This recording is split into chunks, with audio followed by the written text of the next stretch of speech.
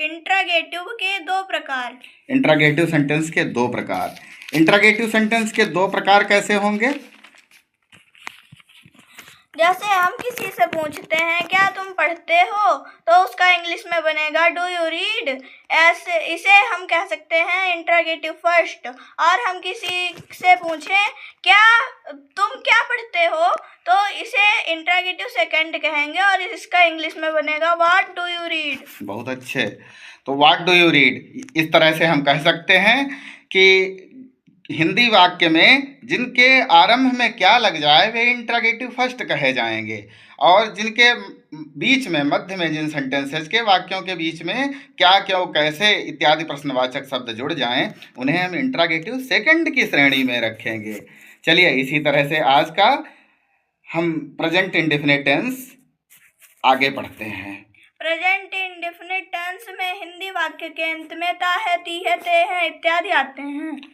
तब हम चारों सेंटेंसेज में प्रेजेंट इंडेफिनिट को पढ़ते हैं। लेकिन क्या तुम्हें पता है कि वर्ब में यस तथा ईएस को जोड़ते हैं? हाँ, आई वी यू दे को छोड़ के एक वचन के साथ यस या ईएस लगता है। हाँ, कर्ता यदि एक वचन होगा तो यस तथा ईएस को जोड़ा जाएगा। वर्ब में यस और ईएस किस तरह से जोड़ते हैं इसके विषय में भी हम अलग किसी दिन चर्चा करके वीडियोस प्रोवाइड कराएंगे।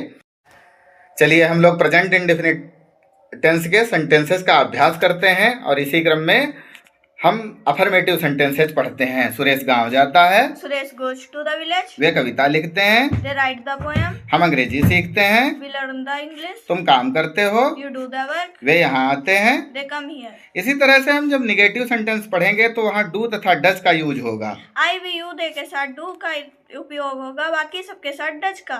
सरिता झूठ नहीं बोलती है, Sarita does not tell a lie, तुम स्कूल नहीं जाते हो, you do not go to the school, Satyam बातें नहीं करता है, सत्यम डज नॉट टॉक, मैं अंग्रेजी नहीं पढ़ती हूँ, I do not read the English, वे आम नहीं खाते हैं, they do not eat the mangoes. क्या अब देखिए, अब इसके बाद में है जिन सेंटेंसेस को इंट्रागेटिव फर्स्ट में रखा है, जैसे जिनके आरंभ में क्या आता है या बिल्कुल अंत में क्या आता है, जैसे क्या वे पढ़ते हैं, डू दे रीड, क्या वे हंसते हैं, डू दे लाफ, क्या सुनीता यहाँ आती है, डज सुनीता कम हियर, और क्या तुम सच बोलते हो, do you speak the truth, क्या वह यहाँ आती है, डज सी कम हियर।